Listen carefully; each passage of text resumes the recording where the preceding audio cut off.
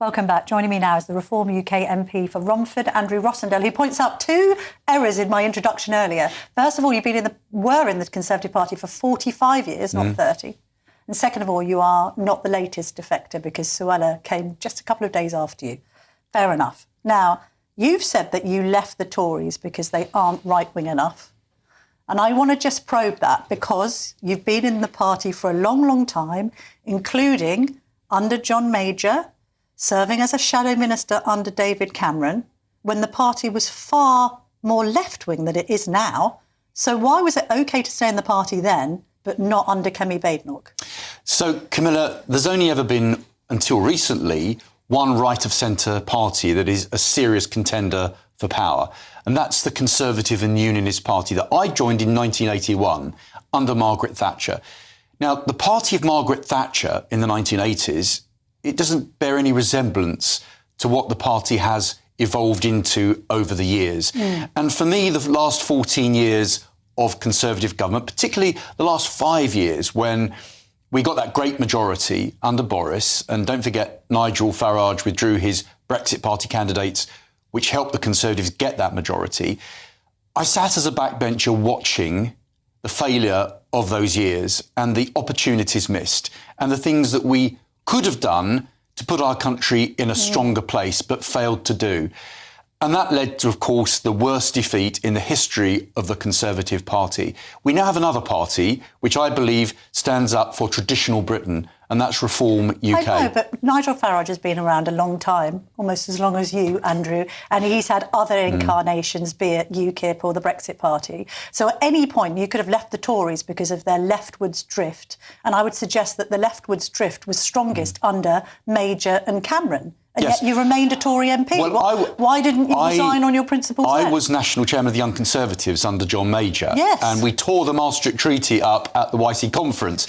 I have been speaking out within the Conservative Party my entire time to say that we should be more like a true Conservative Party.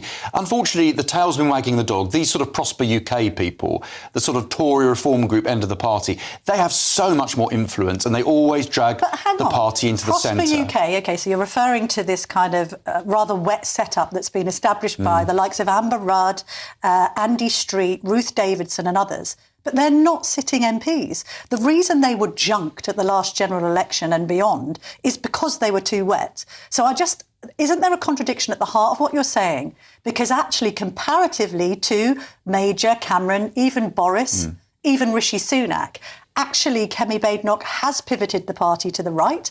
They've committed to leaving the ECHR. They've committed to chairing up the Climate Change Act, getting rid of net zero and actually reversing some of the mistakes. And it's at that point that you decide to leave. There's nothing more important than keeping your money and your identity safe online. And with so many VPN options available, choosing the right one can be pretty daunting. But this video's sponsor, ExpressVPN, is making the choice easier for GB News viewers. ExpressVPN is offering up to 75% off, plus 4 extra months free. That's top-level security from just £2.49 a month, and you're covered by their 30-day money-back guarantee. So just click the link in this video's description or scan the QR code now. Remember, when you're online, you are often sharing personal data, so hackers can steal your information, your passwords, your photos, and your bank details in just seconds. But ExpressVPN encrypts your connection, making it virtually impossible for hackers to access your personal information. So why choose ExpressVPN? Well, it couldn't be easier to use. With just one click, you are protected. And ExpressVPN uses military-grade AES 256 encryption, which is the same standard trusted by the US government to guard their classified information. With their new tiered plans, you can protect up to 14 devices at once and manage passwords securely. Live chat support is available 24/7, and it typically connects you in under a minute with a real person. Click the link in this video's description or scan the QR code to get up to 75% off ExpressVPN, plus 4 months extra for free. Start protecting yourself today with ExpressVPN. Well, it's quite straightforward. All of those things should have been done whilst we were in government. We had the chance to do so many things. I remember 10 years ago, in the 2015 election, we promised to come out of the Human Rights Act. We never did it. We promised election after election after election, the Conservatives did, to deal with immigration. We failed to deal with it. We sucked up the disastrous net zero policies, which is going to make our country much poorer and give the competitive advantage to China. We carried on with the woke agenda. We didn't do anything to reverse Tony Blair's constitutional vandalism.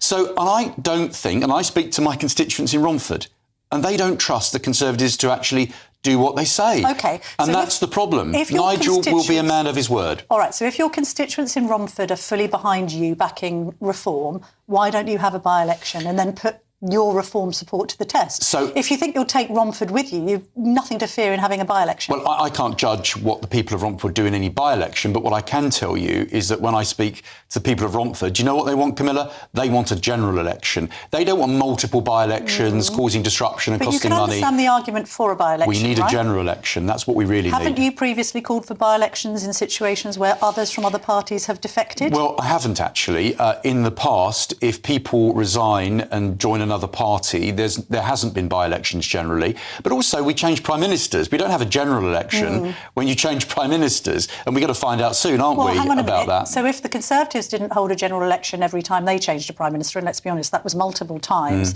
then you have no call for an early general election, as Nigel Farage has been saying, because if the Labour Party changed their prime minister, and who knows, we've got Angela Rayner on manoeuvres this morning, apparently, then we just have to like it or lump it, because that's what happened with the Tories. The reason why we need a general election, Camilla, is that our country is on a precipice.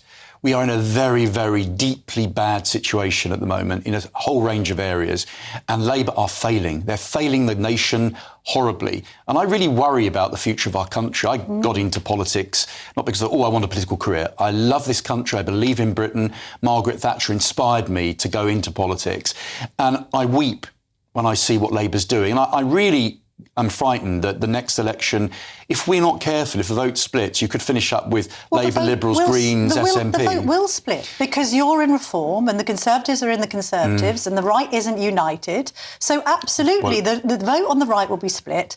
And because of that, and because of this reluctance to do deals or pacts or coalitions on the right, we could be faced with a prospect even worse than Starmer or even a future Prime Minister, Angela Rayner, to the right. And that would be a Lib, Green, side order of Jeremy Corbyn coalition. Total disaster for our country. So the right must unite then. As you know, Camilla, I sat in this very studio with you only a few months ago and argued that the right needs to come together. And I tried. I went to see Kemi. Please, I said to her, start talking, build up a relationship with Nigel. But the Conservative Party, Conservative Party and Kemi particularly would have none of it. So I think the time has come, to be honest with the British people, the choice at the next election isn't a Conservative or a Labour government.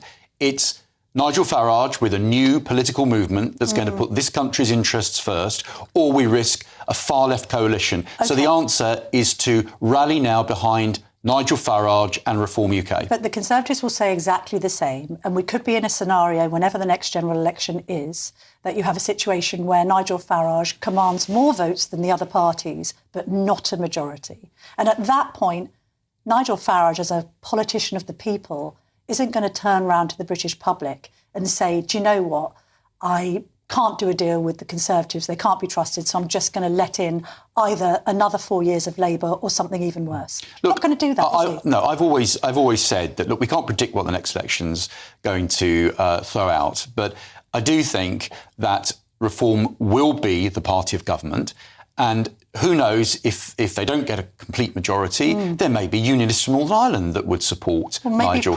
There might be some Conservatives. There may be some Conservatives, but there won't be enough unionists. But look, we don't know what the result of the next election is going to be. What we do know is that the coming force is Reform UK. The next Prime Minister, the most likely person to lead this country from the right is Nigel Farage, not Kemi Batenhog. So we need to be realistic. We need to put country before party, and that's what I'm trying to do. I think Reform UK is our best hope for the future. Okay. And Nigel Farage will be a superb Prime Minister because he believes in this country as I do. OK. The other reason why you said you left the Conservatives was because they opened a dialogue over the future of the Chagos Islands back in 2022.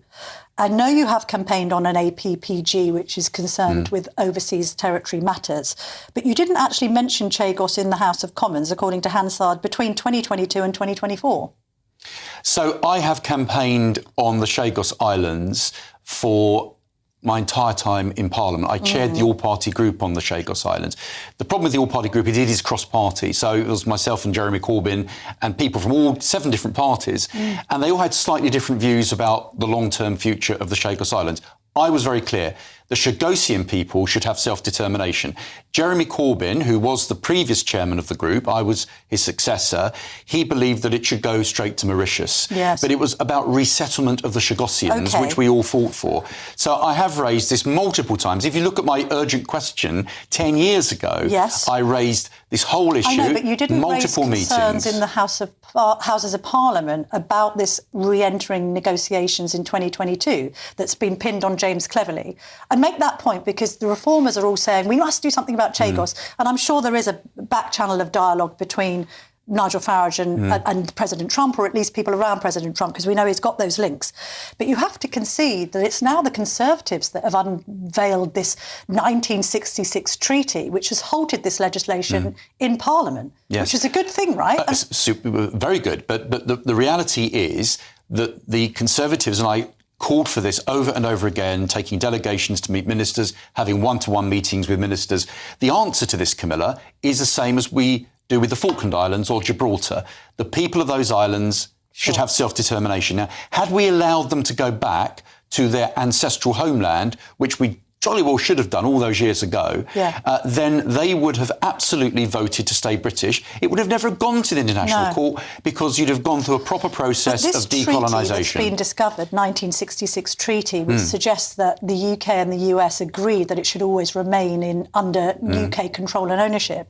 Isn't it extraordinary that Keir Starmer and Lord Hermer, as proponents of international law, didn't know about the existence of this treaty? Well, absolutely right. I mean, it's great that that's been uncovered. But what it shows is that the real reason they are doing this is not really in British interests. This is a backroom deal with the Mauritian government, and it's been puppeteered by the Foreign Office for many years. Now, I actually think the Foreign Office probably can see that this is a terrible deal now, but they always wanted to give Chagos Islands to Mauritius, but it was never part of Mauritius. And surely the answer should be we treat the Chagos Islands the same as we do every other overseas territory, and the people themselves should have the right of self-determination. I did promise the audience I'd ask you one question. Do you know what's happened to your Labour defector, meant to have been unveiled last week to reform? Do we know who it is? No, Are you unveiling someone, a donor, a key figure? That's what we were hearing. And then it's all gone quiet. I can tell you that there are a lot of people from all different political parties who are thinking about joining Reform UK. So I can't comment on a particular individual. You have to ask Nigel that. Yes. I think... Well, we're happy for Nigel Farage to come on this show, by the way, Andrew Rosindell. Welcome back, Nigel, whenever you can come on. Great. Well, I hope he does, and I'm sure he will soon. But there's a tidal wave of people coming to reform from all political parties. We've got more defections coming. I believe there will be, because I think including Labour ones. People can see the way the country's moving, and I think people know that it's Nigel Farage and Reform UK that offers the best hope for our United Kingdom. Andrew Rosindell, thank you very, very much indeed for joining me.